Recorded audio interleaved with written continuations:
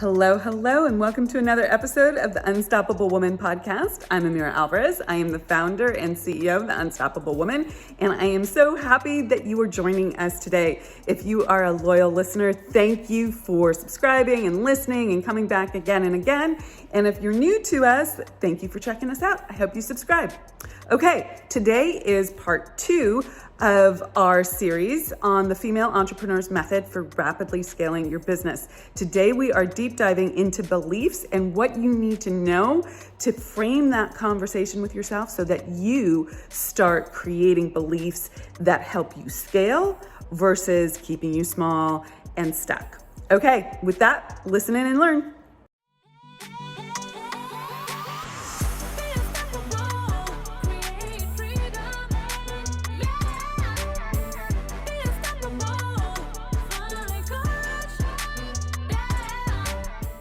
So now we have 3 sections with the beliefs as well, okay? The first thing that you need to know is that is how your beliefs work, okay? Your beliefs have to do with your identity, otherwise known as self-image. So that's the first thing that you need to know, is that your beliefs are based on your identity, otherwise known as how you see yourself, your self-image. Your self-image was created when you were very young, under roughly the age of 7, okay? And this is how you see yourself, and it lives in your subconscious mind, okay? It lives in your subconscious mind. We have a conscious mind and we have a subconscious mind. And I'm actually going to draw you a little picture of this too, okay?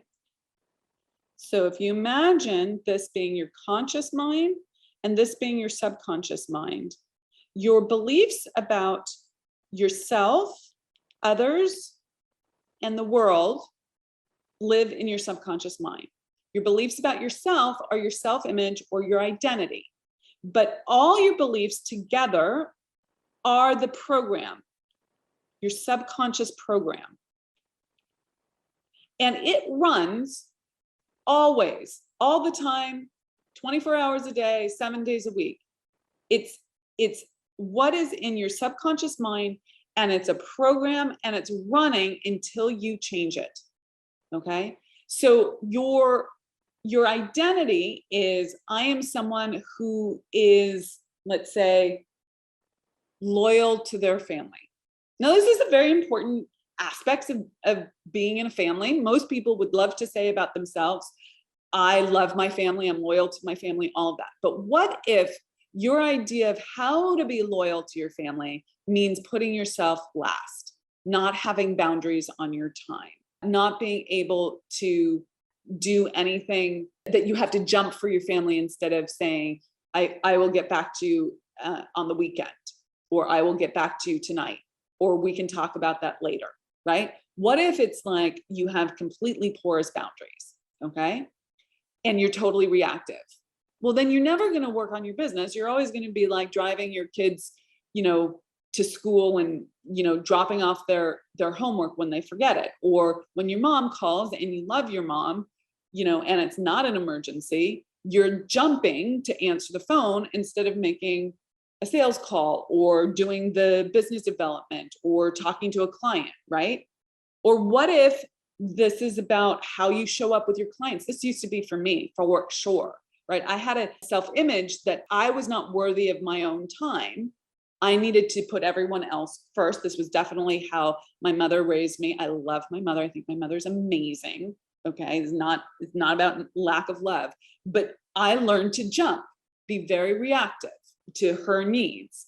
And so when I was first starting my business, my clients would ask me something via email, and I was in the middle of doing some business development thing, and I would drop everything and go execute on the client thing.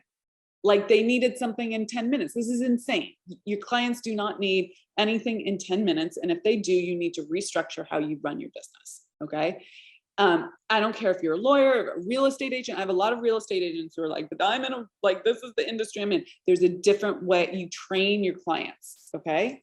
And now I have clients who freaking get extraordinary results, but they don't get like that reactivity. Okay. Now I have private clients who send me a text, and if I'm not in a meeting or doing something else and I see their text, I'm going to respond to it because that's our agreement. But they also know that sometimes I'm in all day meetings. Okay. And this is okay, guys. But before, my self-image did not allow me to show up that way. I had to change my self-image, which we're going to talk about in a moment. But here's the thing. Everything comes in from the outside world. These are events. These are circumstances. Okay. These are people. Everything's outside and it's coming inside. Okay. And you think I'm evaluating these things through my conscious mind, how I consciously think. But the truth is, your subconscious mind tells your conscious mind what to think about all these things. So you consciously think, oh my goodness, I'm making a conscious decision here, but you're not. It's based on your subconscious beliefs, the program that's running. Okay. So your subconscious mind tells your conscious mind what to think about everything that you are experiencing that is outside of you. It also tells you what to think about your internal ideas and thoughts. You have a running dialogue in your mind, and your subconscious is telling you what to think about that whole dialogue as well. And then what happens as a result of that? Your conscious mind is something that your conscious mind has the ability to make decisions. And it's going to make a decision about everything. And then that's going to reinforce what you believe. Okay? So it's very important that you understand that you have this identity, this self-image, this belief about yourself that is causing you to make decisions about everything in your life. What to invest in, how to spend your time, who to hire, who you can trust, who you can't trust. Okay? And this is something, again, I'm just going to keep saying this is something I go into in extraordinary detail at the summit. And it's what's stopping you from scaling your business. I want to connect the dots here, guys. Okay? If you think, let's say you want to do some marketing initiative, okay? And you think everyone rips you off. Okay? That's it. Like, people are untrustworthy. I don't make good decisions. People rip me off. Those are like the belief structures that you hold in your subconscious. Someone could have the best service to help you scale, okay, to do your marketing initiative or to grow your business or whatever it is. And you're going to perceive it as a ripoff and not say yes to it. What is the result of that? Law of cause and effect. What is the result of that? You stay at the same level because you don't know how to invest. Okay. You are driven by fear. Some people call them limiting beliefs. Okay. You're driven by your old belief structure. That is not the belief structure that you need. I call it right beliefs. This is, I'm giving a little bit of a value judgment here, but I don't mean it like as you're wrong. I mean that there are accurate ways of thinking that will give you the results that you want in business. And there are inaccurate ways of thinking that will give you the results you don't want in business. Okay? And these are based on your identity and self-image and the beliefs that you hold in your subconscious mind and are the program that is driving how you think about everything. So it affects how you spend your time, how you spend your money. Those are the two biggest resources that we have in life. Okay? And both of them are critical to scaling in your business. If you don't know how to make good decisions about your time, or you're scattered all over the place, or you're not focused, okay, because your beliefs about life, yourself, others, and the world tell you to make an inaccurate decision, you're screwed. Now, giving is the first law of receiving. So giving is not in and of itself a bad thing, okay? You're always going to give more than you receive. But if you have an attitude that I never get ahead, Okay. That's the belief, like that you're not worthy of being more, of having more, of receiving more, of raising that set point of revenue. Then this becomes a really dangerous way of thinking. Okay. But if you think I give and I receive more and more, right? Giving is the first law of receiving. If you think that that you're worthy of receiving when you give, you will start making so much more. Worth is such a big thing. Okay. Okay. So I want to show you one other thing about your subconscious mind and draw you a picture of this thermostat. Okay. This is, again, something that we're just touching on briefly here. So let's say you're here and you've made 100K.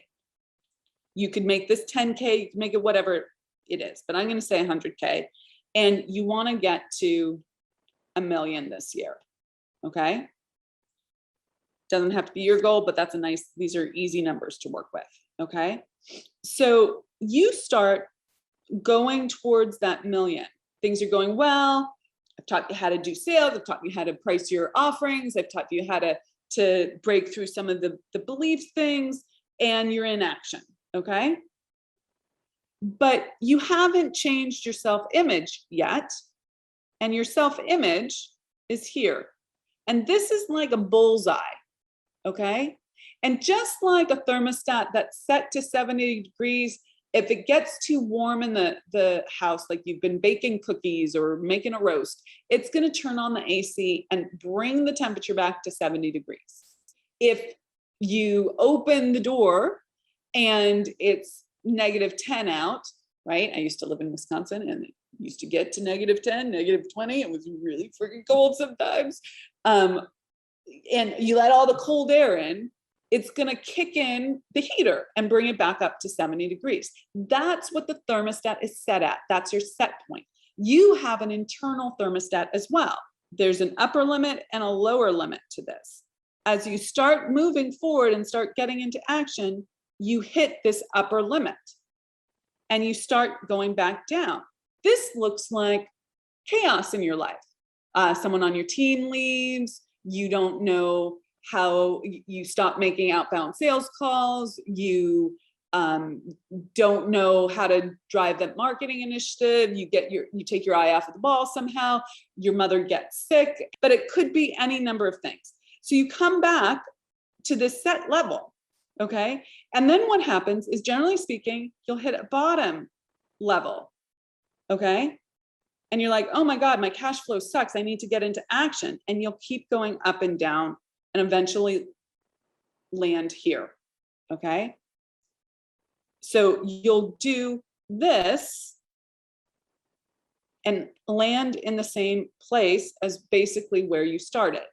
Sometimes you'll do this and you'll get just a smidge higher, okay? But you want to go here instead. You have to break through this upper limit. And to do that, you need to change your self-image. You need to change your thermostat to being a woman who thinks like $1 million business owner, who sees herself as $1 million business owner, or a $2 million business owner, or a $10 million business owner, or $20 million business owner, okay? And if you haven't, if these numbers freak you out, put your own numbers in here, okay? Like put 50K here and 250 here, okay? Like don't freak out if the example numbers that I'm using don't suit you. It's the same concept, okay? You have to break through and change your self-image. Super, super, back to this. This is a really important piece. And then how do we change that? Well, there's two ways to change that. One is repetition and the other is action. We're going to talk about both, okay? So this is how you reprogram your thinking, your beliefs. You have to understand who you need to be, the identity or self-image of the woman who makes the money at the level that you want to make it at. And you have to change your beliefs about who you are and put that on repeat. Okay. And it takes action. Okay. So this is how you prove to yourself that you are not going to die when you do it differently. Because quite frankly, your subconscious mind thinks that anything that you have not done yet is cause for concern that you might die. Hates change. Okay? Change equals death to the subconscious mind. It thinks that if you haven't done something and survived it yet, you might die. Very binary, very black and white. This is our brainstem, our very core part, okay? And so if you stay stuck in this cycle, you're never gonna change. You have to take new action. Does that make sense? New action, okay? Oh, I'm forgetting to do my filling in with the colors. Okay, hold on, guys. This is a matter of, I want to just add a point here. This is a matter of raising your self-worth. And I want to give an example of how I did that with myself in the beginning. Okay, so when I was beginning, I had to really look at who I wanted to be, right? That image of who I wanted to be, and really recognize the distance between how I was being right now and who I really wanted to be, and to close the gap on time on that. And in order to do that, I needed to see I had to have a really clear image of who I needed to be, and I needed to take new action in the face of that, okay? In the face of feeling like I was unworthy of that. And for me, that meant doing things like getting my nails done and paying for a nicer manicure. That meant that I had to get my hair done and invest in myself in all sorts of different ways. Okay. And it required that I change the story about who I was being. And that was really incredibly hard for me. But I just want to share some photos that I think can demonstrate the difference here. So this was me when I started this business. Okay. This was, fine looking woman, but not the women you see on the screen right now. Does that make sense? Okay. And then this was in early 2016, a little bit trying to pull myself together a little bit more. This was late 2016. I started to really up level. This was me doing my first professional, well, all of these are professional photo shoots. This was a professional photo shoot. This was, I actually hired a friend who was a good photographer, but this one was not like a paid thing. This one was paid, and I bought new clothes. I got my hair done. I had someone do my makeup. I really invested. That was challenging for me. That was like an edge for me. Like, I didn't know that I was worth that. But when I saw the photos, I was like, oh, that's worth it. And then 2017, these were, this is sort of the next level. You can see there's an evolution here. Okay. I kept stepping into this idea of who I was becoming. And I'd gained a little bit of weight. This is 2018. You can see beyond just the hair and the makeup, I have a higher level of confidence here. And then look at this one. This is mid 2018. It started to really, the momentum started to really take off. And I ended up in 2018 letting go of a bunch of weight. It was around 25, 30 pounds. I went from couch potato to finishing a marathon. Now, I walked that marathon, but I finished that marathon, okay? And the weekend before, or 3 weekends before, because you're supposed to pace yourself, I finished 23 miles. And the weekend of the marathon, in like mile 10, my knees went out. So, but I finished. I was the last one to finish, but I freaking finished because I'm freaking unstoppable. And I knew how to manage my mindset, even though I really was in a huge amount of pain. I figured out how to get through without injury. So that was exciting. So I was really proud of that. And then this is late 2018, next level, right? This was a big photo shoot that we did. And then this was 2019, 2020, last year. And then look at this. This is the 2013 picture and the 2020 picture. This is the same shirt, guys. This is the same shirt, but I'm a different human being. Yes, the one on the right, I had my hair and makeup done, okay?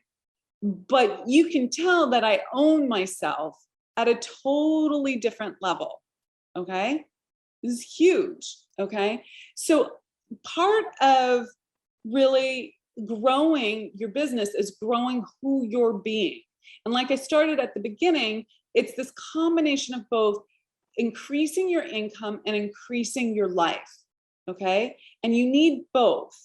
And you need to step forward into owning who you are in this world. That's such a huge part of making more money in business. And most people don't integrate those two things. And there's this key component that I want to share with you called the law of compensation.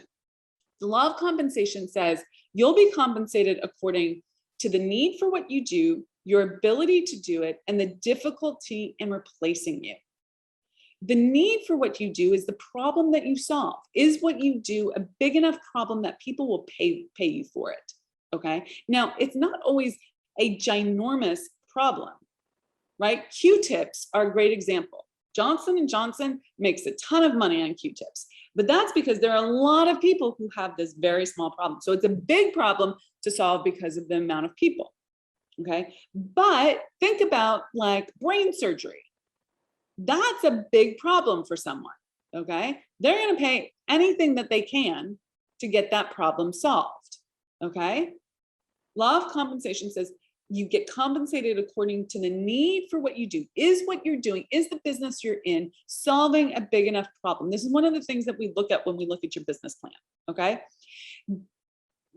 What's your ability to do it? My ability to get results for my clients has gone up extraordinarily, exponentially over the years that I've been in business. I've bettered my best. This is one of the things that I teach. Always increase your ability to do what you're doing. Invest in yourself, okay? This doesn't mean that you have to go back and get 5 gazillion certificates before you start. That is not what I'm talking about. I'm talking about what you actually do in your business, your sales, your marketing, your client delivery, okay? Are you doing it at a higher level every single day? I hold myself to higher and higher standards. Now, people freak out when I say hold yourself to a higher standard because they start going into like, I'm not good enough thinking. But that's not what I mean. I mean, like, don't let yourself off the hook. Understand that if you want to increase your income, you've got to actually increase your deliverables, what you're delivering. And that does not mean that you have to put more hours in, but you got to get better at what you do. Okay? You got to get better at what you do as quickly as you possibly can. And then the third piece is that you have to be difficult to replace. That woman in that first picture, I loved this woman. Don't get me wrong. Okay? But she was easy to replace. Dime a dozen, okay? Not owning herself, was not super confident, okay? Was not impressing upon the world that she could help them solve their problems, okay? But this woman, she's unique. She owns herself. And you don't have to look like me. That is not what I'm saying here. But you have to own yourself, your uniqueness, your full self-expression. This needs to come out in your marketing. This needs to come out in your sales conversations. This needs to come out with how you show up in the world, your proposals, all of that. You have to put yourself at that level of the woman you know yourself to be, but you haven't started to live yet, okay? And you have to hold yourself accountable to her and grow yourself to be her, which probably means that you need to start investing in yourself at a higher level, start using your time in a different way, and showing up differently in how you treat yourself.